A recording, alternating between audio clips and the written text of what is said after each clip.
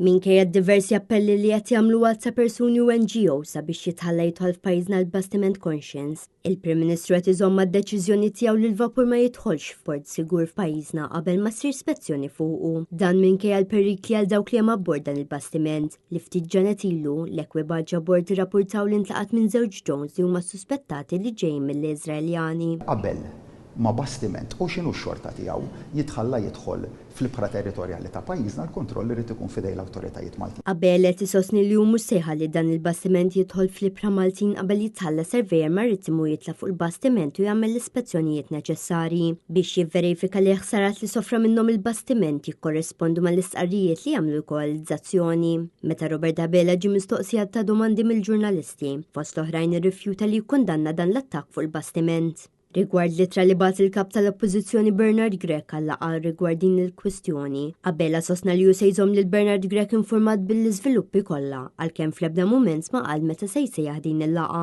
Iva se jkun hemm diskussjonijiet direttament mal-kap tal-Oppożizzjoni se nżommu informat b'dak kollu illi qiegħed jiġri. Jade England, għal Net News.